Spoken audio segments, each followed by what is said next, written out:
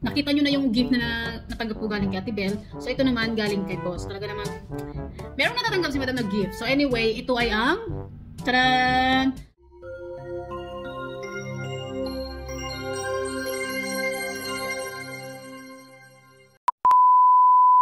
Hello everyone! Welcome again to my YouTube channel! So, ayan, I'm back as in back to back. Ulit. So, anyway, I'm back mga madam. And for today's video, gusto ko lang i-share sa inyo yung aking natanggap na regalo mula kay Boss ng aking birthday. So, wag nyo nang hulaan kung kailan yun. Basta, gusto kong i-share sa inyo yung aking natanggap na gift galing kay Boss. So, nakita nyo na yung gift na natanggap ko galing kay Ate Bel. So, ito naman galing kay Boss. Talaga namang, meron natatanggap si Madam na gift. Wow! So, anyway, ito ay ang taran! So, ito ang DJI Osmo Action 5 Pro. Ayan. Kung nakikita nyo, magaan na. Kasi wala na siya sa box. Natanggal ko na siya sa box. So, ipapakita ko lang siya sa inyo kung ano yung mga laman nito. So, anyway, binili na ko ni Boss nito kasi nga, nasira na yung, hindi naman, medyo nagluloko na yung aming GoPro. Kung nalala nyo, meron kaming GoPro dati na ginagamit ko pang vlog, pang swimming, nagloko siya. And then, parang hindi na siya pwede sa water. But anyway, dito, sabi ni Boss, pwede ito siya sa water. Pero parang akong nagkaroon ng trauma. Parang natatakot akong ilubog siya sa tubig kasi baka may masira. And which is, bago pa naman. Pero wala pa naman akong plano ilubog siya sa tubig para i-try out. So anyway, gusto ko lang siya i-share sa inyo yung aking natanggap sa aking birthday. So ito nga yun, talagang gusto ni Boss mag-vlog ako ulit. Magbunganga na naman ako sa inyo, wag daw sa kanya. So anyway, ito yun siya. Kung nakikita nyo yan bago to siya mga madam, no, bago yung So, so far, maganda siya sa ibang bagay doon sa GoPro. I think yung GoPro, mas siya, clear. Pero ito, may advantage lang dito ng mga bagay na wala doon sa GoPro. So like, mamaya, sabihin ko sa inyo. So, wag mo na ngayon. So, let's go mamaya, mga madam. Ipapakita ko sa inyo yung mga laman, mga parts, body parts ng aking Osmo Action 5 Pro. So, let's go! So, nakikita niyo yung mga madam, yung mga parts niya. Yan. Ito. So, isa-isahin natin yan para malaman nyo kung ano yung yung kinagandahan niya kumpara doon sa GoPro namin. So, let's see. So, ayun na nga mga madam, pinakita ko sa inyo yung mga parts. So, isa-isahin natin siya para malaman nyo ano yung ikinaganda niya kumpara doon sa, para lang sa akin kung kumpara doon sa GoPro. Pero yung GoPro, maganda rin siya. Clear. Parang gusto ko yung yung camera niya, clear siya. Pero ito, kasi nga bagong discover, kumbaga yun yung latest, no? So, nag-involve. Yung ibang brand lang siya. Yung GoPro kasi is, ano ba yung brand ng GoPro? Tapos ito naman is Osmo DJI.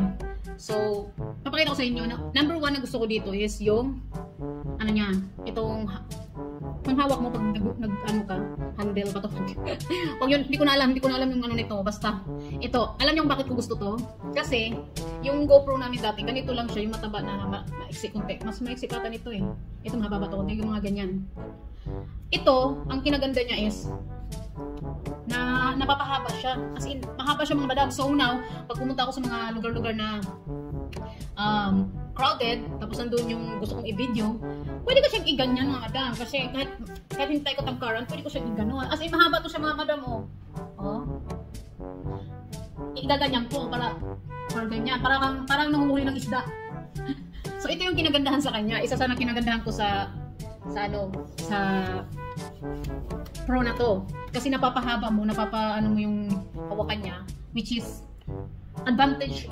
Maganda yung malaki yung advantage niya kumpara doon sa GoPro.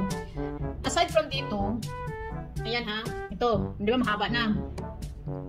Ito siya. Kasi liit din siya siguro I think yung GoPro, mas maliit yung GoPro. Pero ito, ang maganda kasi dito sa kanyang mga madam is, mabilis siyang, bubuksan natin.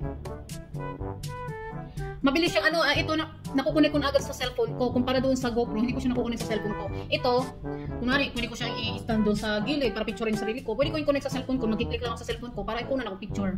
Wala siyang timer, no? Pero pwede akong yung pipindutin ko sa cellphone ko sa aura, sa nandun siya sa malayo. Makukuha na ako ng picture kahit video. Pwede ka rin mag-live, connect mo yung cellphone mo dito at magla-live ka.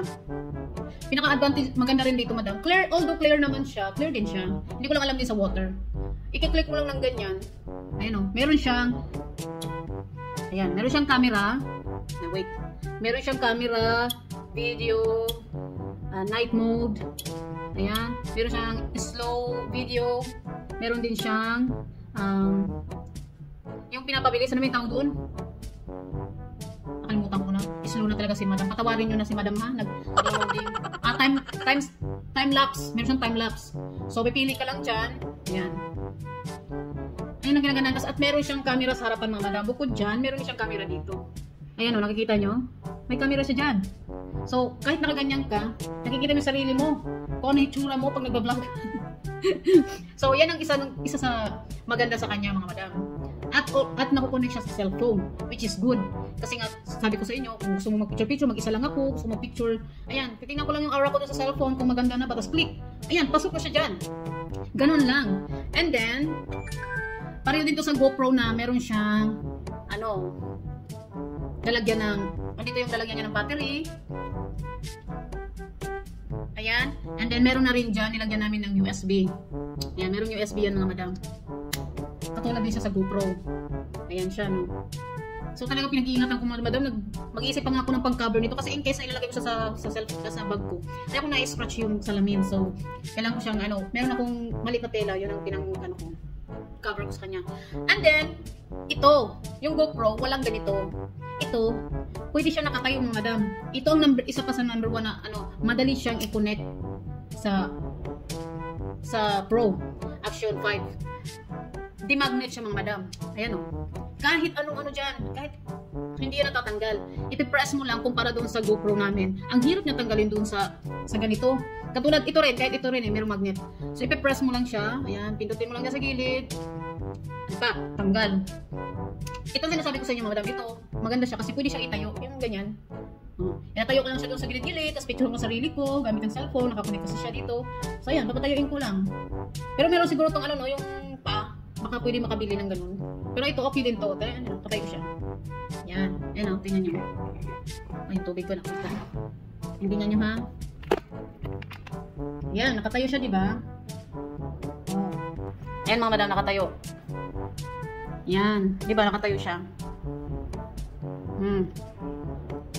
So, nakita nyo na nakatayo. Ito yung isa niyang stand. So, ipipress mo lang yan, ganyan. Kumpara doon sa GoPro, siguro minsan i-compare ko silang dalawa, no? One day. Kaya tamad lang ako. Tapos di naman magnet talaga siya, oh. Ayaw niyang dumikit. Pero ganun mo.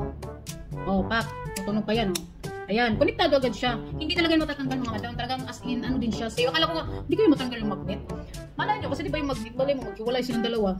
Ayan, ayaw talaga niyan. Ipipress mo siya para matanggal. Kasi kumagat siya, eh. Oh, pak. Mabilis yung tagalin. Kung magbabalik ka ng battery, mabilis lang. Sa bagay. At meron siyang katulad sa GoPro. Ito medyo nahirapan ako dito pagtanggal. Para akong nai-stress. Kasi nga takot akong magasgas. Pero ang hirap ng tanggalin dito. Medyo may mahirap. Kailangan ko pa ng makapag-isip ng good strategy paano ko siya matanggal na mabilisan. Pang protection to. Dito. Kasi, kaya may ganito. Kasi pwede mo rin gamitin yung yung GoPro mo na ganito. Paakyat, ay patayo. Ayan, pwede ka mag-vlog ng ganyan. Ito yung number 1 views niya. Kasi pag nilagay mo dito yung pag nilagay mo to dito, pwede mo siya connect ng ganyan. Diba?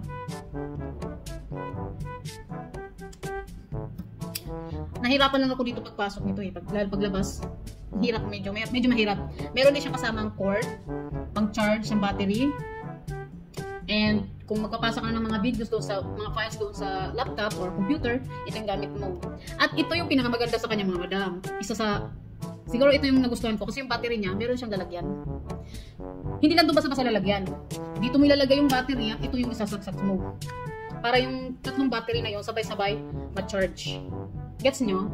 Meron siyang kasamang tatlong battery. So yung dalawang battery na yung isang battery nila nandito pa. Ito, yung battery niya. And then, each battery, mga madam, magagamit mo ng 4 hours. So, pang long term ang gamitan nito, mga madam. Ito yung isa niyang advantage. Yung GoPro kasi parang mga 2 hours lang ata yung GoPro. Hindi ko sure.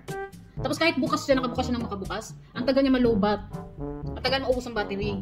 So, ito yung pinaka-gusto ko sa kanya. Kasi yung charger niya, lalagay mo lang sila dyan lahat. And then, i-charge mo lang to siya mag-isa. Yan, isang saksakan lang. Tinag-charge mo na yung tatlong battery mo. Tsaka 4 hours na. Each battery 4 hours ang ano niya, capacity niyang pwedeng gamitin. 4 hours. Ayan siya.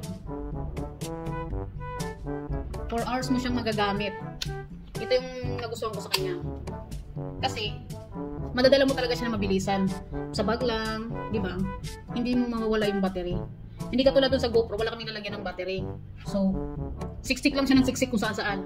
So ito, at least, pag nagpalit ka ng battery, mabilis mo siya makukuha. Mabilis mo siya makikita. Ayan o, di ba ang ganda?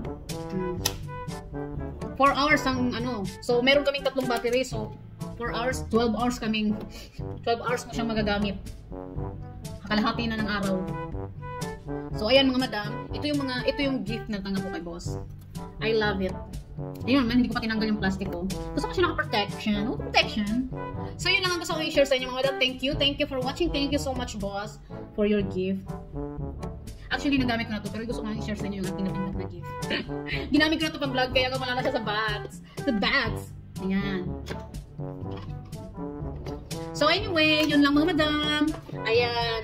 Kaya bili na kayo. Ito yung, kung sa mga vlogger dyan, ito yung magandang, gamitin para sa pag-vlog nyo. Para mahaba ang vlog. Sa one day pa lang, marami na kayong mabablog. So, anyway, thank you for watching. Bye!